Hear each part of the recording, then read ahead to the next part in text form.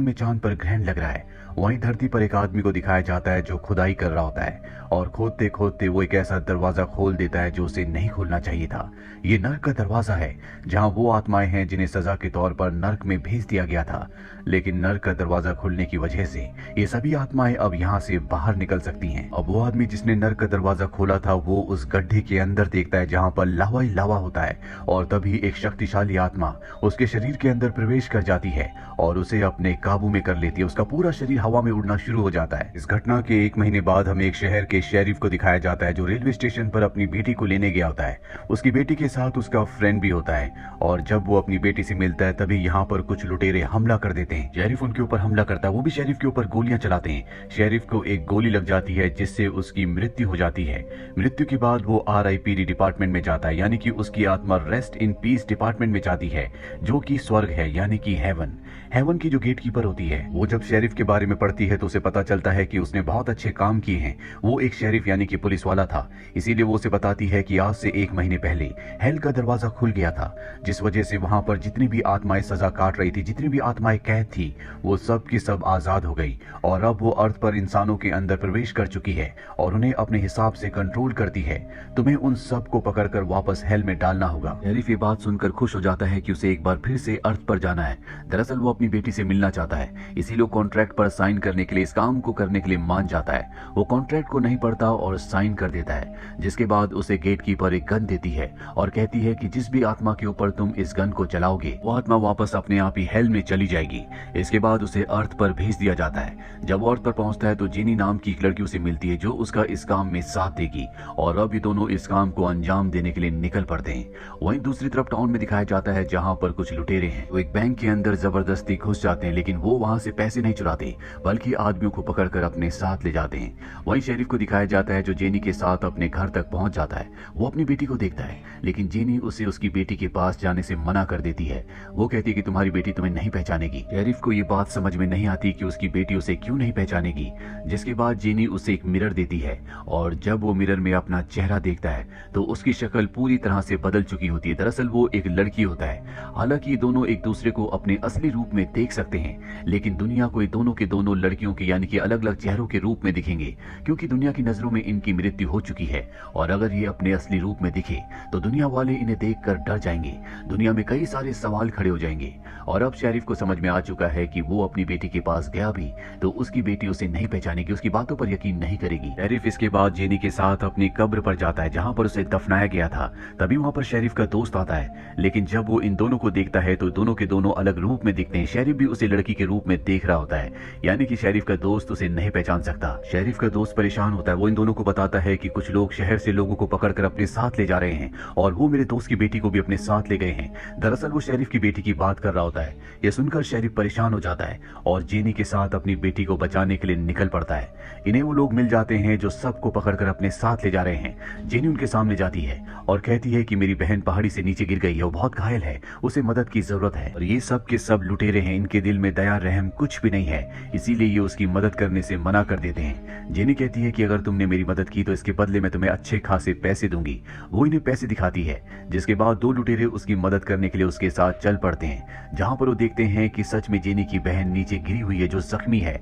दरअसल ये जेनी की बहन नहीं बल्कि शेरिफ है जो इन लोगों को एक लड़की के रूप में दिख रहा होता है। और जब लुटेरे उसकी तरफ बढ़ते हैं तो ये दोनों के दोनों उनके ऊपर हमला कर देते हैं। उन दोनों को मारकर ये उस जगह पहुंच जाते हैं जहां पर बाकी और भी लुटेरे हैं। ये उनके ऊपर भी चुपके से हमला कर देते हैं। अब जिस केज के अंदर सब के सब कैद होते हैं उस केज का ये लॉक खोलने की कोशिश करते हैं, लेकिन इनसे लॉक नहीं खुलता। जेनी के पास एक पानी होता है जो कि पवित्र पानी है। केज के अंदर बैठे एक आदमी के ऊपर वो उस पानी को फेंक देती है। उसके शरीर में गोल निशान बन जाता है और ये गोल निशान उन लोगों के शरीर में होता है जिनके अंदर बुरी आत्माओं ने अपना कब्जा कर रखा है। वो आत्माएं जो हेल से भाग गई हैं। अब पवित्र पानी गिरने के बाद उस लड़के के अंदर से बुरी आत्माएं बाहर निकलना शुरू हो जाती है, पूरे के पूरे केज के अंदर फैल जाती हैं, जिससे केज टूट जाता है, सब आजाद हो जाते हैं। लेकिन अब इनके सामने नर्क से भागी हुई बुरी आत्माएं हैं। इससे पहले कि वो इन्हें मार दी, शेरिफ अपनी गन निकालता है जो उसे स्वर्ग के गेट कीपर ने दी थी और उस पर चला देता है, जिससे वापस अपनी जगह यानी कि नर्क में पहुंच जाती है। यहाँ पर इन्हें एक लड़का मिलता है जिसका नाम स्लिम होता है। इसके अंदर भी बुरी आत्माएं हैं। शेरिफ उसे गोली मारने वाला होता है लेकिन जीनी उसे रोकती है। स्लिम बताता है कि मैं जानता हूँ कि मेरे अंदर बुरी आत्मा है, लेकिन मैं उस आदमी के लिए काम करता हूँ जो हम में सबसे शक्तिशाली है। दरअसल ये उस आदमी की बात कर रहा होता है जिसने गड्ढा खोदकर हेल का दरवाजा खोला था, जिसके अंदर सबसे पहले सबसे ताकतवर और सबसे बुरी आत्मा ने एंटर कर लिया था। ये सब के सब उसके लिए काम करते हैं। स्लिम के अंदर जो आत्मा होती है वो शेरिफ को बताती है कि मैं बहुत बड़ा गुनहगार नहीं था, मैं सिर्फ चोरी करता था, मैंने कभी किसी को नहीं मारा, उसके बाद भी मुझे नर्क में भेजा गया, लेकिन अब मैं तुम्हारा साथ देने के लिए तैयार हूँ। शेरिफ कहता है कि ठीक है, और वो उसे उस आदमी का पोस्टर फोटो दिखाता है जो उसकी बेटी को बाकी लोगों के साथ पकड़ कर ले गया था। स्लिम कहता है कि ये भी उसी आदमी के लिए काम करता है जिसके अंदर सबसे ताकतवर आत्मा है, उसे हम मास्टर कहते हैं। ये सब मास्टर के पास लोगों को पकड़ कर ले जाते हैं और वो उन सब जिंदा लोगों को हेल के उसी दरवाजे के पास छोड़ देता है जिस दरवाजे को उसने खोला था। उसका मकसद क्या है किसी को कुछ नहीं पता। और अब शेरिफ स्लिम के हाथ बांधकर उसके मुंह को ढककर अपने घोड़े के पीछे खींचता हुआ पास ही के एक टाउन में जाता है जहां पर इन्हें बहुत कम लोग दिखते हैं। ये इस टाउन के मेयर के होटल में जाते हैं जो इन्हें होटल में कमरा देने से मना कर देता है, लेकिन इनके पास गन होती है जिसे देखने के बाद मेयर इन्हें कमरा दे देता है। यहाँ पर ये दोनों के दोनों एक लेडी से पूछते हैं कि यहाँ के सारे लोग कहाँ चले गए। वो बताती है कि मेयर ने कहा था कि पास ही में एक गुफा है जिसके अंदर काम करने पर सबको बहुत पैसे दिए जाएंगे। सब के सब वहाँ काम करने चले गए लेकिन लौट कर वापस कोई नहीं आया। और अब शेरिफ और जेनी तय करते हैं कि ये उस गुफा में देखने के लिए जाएंगे। ये स्लिम को कमरे में बांध कर निकल जाते हैं क्योंकि स्लिम के ऊपर इन्हें बिल्कुल भी भरोसा नहीं है। रास्ते में इन्हें एक आदमी मिलता है जिसने अपने मुंह पर मास्क पहना होता है, उसके हाथ बंधे होते हैं और वो इन दोनों को बताता है यहाँ से कुछ दूर एक सुरंग के अंदर जमीन में एक बहुत गहरा गड्ढा हो गया है जहाँ से जहरीली गैस निकल रही है। वहाँ पर एक आदमी है जिसने मुझे मास्क दिया था और कहा था कि सुरंग के अंदर बहुत सारा सोना है, जिसके बाद सब के सब वहाँ पर काम करने के लिए चले गए, लेकिन वहाँ पर क्या है किसी को कुछ नहीं पता। दरअसल ये उसी आदमी की बात कर रहा होता है जिसके अंदर सबसे पहले आत्मा गई थी, जिसने नर्क का दरवाजा खोला था, जिसे सब मास्टर कहते हैं, और नर्क का दरवाजा भी इसी टाउन में है। तभी मास्टर के कुछ लोग यहाँ पर आ जाते हैं और इनके ऊपर हमला करके इन्हें अपने साथ ले जाते हैं। इन सबको जेल के अंदर बंद कर दिया जाता है। यहाँ पर इनके पास एक लड़की इनसे मिलने के लिए आती है जो इन्हीं की तरह स्वर्ग से इनसे पहले आई थी, जिसके पास उसी तरह के हथियार थे जिस तरह के शेरिफ को कीपर ने दिए थे। इसने अपने हथियार छुपा दिए थे जो मास्टर को मिल गए और इसी वजह से मास्टर सबसे शक्तिशाली होता है। जेनी को इस लड़की पर बहुत गुस्सा आता है। वो लड़की वहां से चली जाती है जिसके बाद जेनी को शेरिफ का पूरा प्लान समझ में आ जाता है। जिस रात को ब्लड मून होगा यानी कि पूरा चांद होगा, उस रात को वो नर्क के दरवाजे को हमेशा के लिए नष्ट कर देगा, जिसके बाद सारी की सारी आत्माएं हमेशा के लिए धरती पर आ जाएंगी और पूरी धरती पर इंसानों के ऊपर अपना कब्जा कर लेंगी। अब यहाँ पर वो लड़का यानी कि स्लिम भी आ जाता है जिसे ये होटल में बंदी बनाकर आ गए थे। ये इन दोनों को आजाद कर देता है। दरअसल इसके ऊपर शेरिफ के कत्ल का इल्जाम होता है। ये इन दोनों को बताता है कि मैं उन लुटेरों के साथ जरूर था जिन्होंने शेरिफ के ऊपर गोली चलाई थी, लेकिन वो मेरी गोली से नहीं मरे थे, मैंने कभी किसी को नहीं मारा। दरअसल स्लिम को नहीं पता होता कि उसके सामने जो है वो शेरिफ है, क्योंकि वो उन्हें लड़की के रूप में देख रहा होता है। और अब शेरिफ को और जेनी को उस पर विश्वास हो जाता है। ये तय करते हैं कि इन्हें अब नर्क के अंदर जाना होगा जहाँ पर उस पवित्र पानी को डालना होगा जो जेनी के पास है।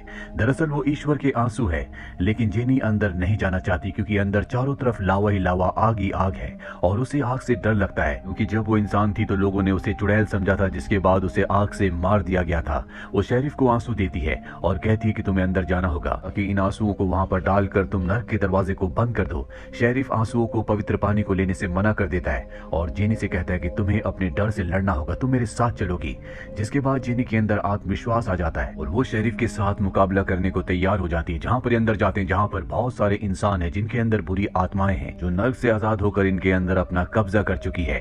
लेकिन शेरिफ के पास जो गन होती है उस गन से ये उन लोगों के ऊपर हमला करते हैं जिससे आत्माएं वापस चली जाती हैं। लेकिन मास्टर के जो अंदर आत्मा है वो बहुत ही शक्तिशाली है, इसीलिए वो इनके ऊपर हावी हो रहा होता है। और अब जेन भी वहां पर होती है जिसके पास ईश्वर के आंसू है। वो उन आंसुओं को नर्क के उस दरवाजे में डाल देती है जहाँ से सारी बुरी आत्माएं निकली हैं। आंसू डलने के बाद वो दरवाजा बंद होना शुरू हो जाता है और इंसानों के अंदर जितनी भी बुरी आत्माएं होती है वो वापस नर्क में चली जाती है।